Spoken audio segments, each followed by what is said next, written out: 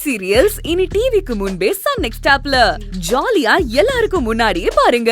இப்பவே Sun next ஆப்பை download பண்ணி சப்ஸ்கிரைப் பண்ணுங்க. பாத்துட்டு தான் இருந்தேன். என்ன 2 பேருக்கும் டிஷுமா? ஏன் அப்படி கேக்குற? இல்ல, வழக்கமா எழிலண்ணா வந்தாருன்னா அப்படி ரொமான்டிக்கா எக்ஸ்ட்ரீம் லவ்வோட பேசி அனுப்புவீங்க. இன்னைக்கு என்ன கொஞ்சம் சீரியஸா இருந்த மாதிரி இருந்துச்சு.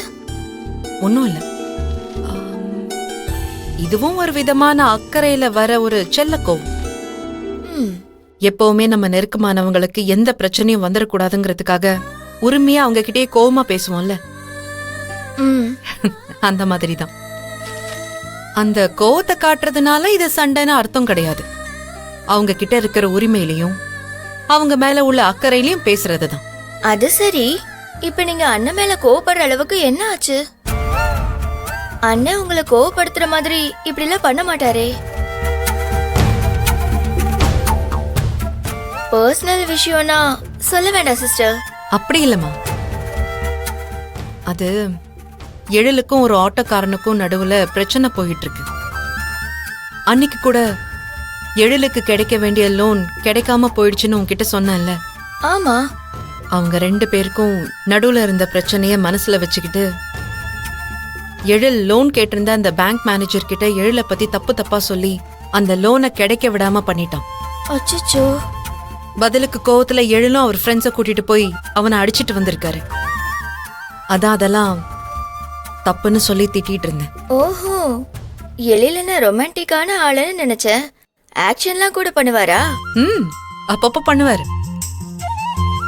இப்ப கொஞ்சம் தேவையில்லாம பண்ணிட்டாரு. இத பத்தி சொன்னா நான் கோச்சுப்பேன்னு சார் வந்து என்ன சமாதானப்படுத்தி பேசிட்டு போறாரு. அவ்வளவுதானா? நான் கூட என்னமோ ஏதோன்னு நினைச்சிட்டேன். அதானே எழிலண்ணனுக்கும் கயல் அக்காவுக்கும் சண்டையாவது வர்றதாவது? என்ன எங்களுக்குள்ள சண்டை வரணும்னு அவ்வளவு ஆர்வமா உனக்கு? அச்சச்சோ, நான் போய் அப்படி நினைப்பேனாக்கா? நீங்க 2 பேரும் எப்பவுமே ஒத்துமையா சந்தோஷமா இருக்கணும்னு தான் நான் எப்பவும் ஆசைப்படுவேன். சும்மா தான் கேட்டேன். அதை ஏன் சீரியஸா எடுத்துக்கிற? உன்னை பத்தி எனக்கு தெரியாதா? இங்க வச்சிடுறேன்.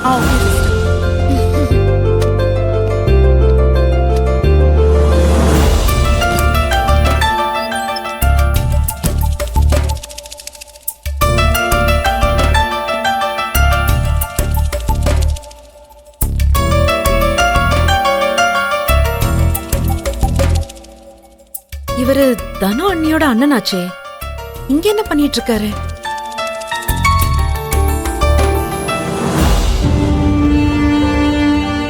நீங்க கோபி தானே? ஆமா. எப்படி இருக்கீங்க? என்ன ஞாபகம் இருக்கா?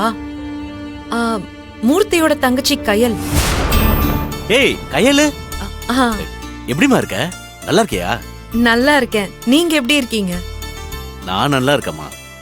பார்த்து எவ்வளவு நாள் ஆச்சு இல்ல உங்களை? ஆமா, பாலு கூட சொன்னாமா நீ இந்த ஹாஸ்பிடல்ல தான் வேலை பாக்குறேன்னு. வந்து பாத்துருக்கலாமே. எங்க மேல இன்னும் கோவமா தான் இருக்கீங்களா? ஐயோ என்னம்மா நீங்க எங்க மேல கோவமா இருப்பீங்கன்னு தான் நாங்க வந்து பேசல. ஆமா, வீட்ல எல்லாரும் எப்படி இருக்காங்க? அம்மா, தம்பி, தங்கச்சி எல்லாரும் நல்லா இருக்காங்களா? எல்லாருமே நல்லா இருக்கும்.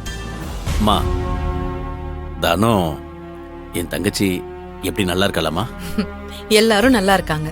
மா, இன்னும் மூர்த்தி மாப்ள அதே கோவத்தில் தான் இருக்காரம்மா? அப்படியெல்லாம் ஒண்ணும் இல்ல. காலமும் நேரமும் எல்லாத்தையும் மறக்க வச்சிரும். அதுல எனக்கு நம்பிக்கை இருக்கு.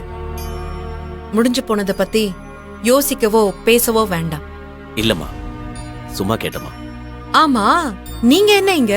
அது என் தம்பி பாலு இருக்காளம்மா, அவன் இங்கதான் அட்மிட் ஆயிருக்கான். அட்மிட் ஆயிருக்கானா? ஏன், என்னாச்சு?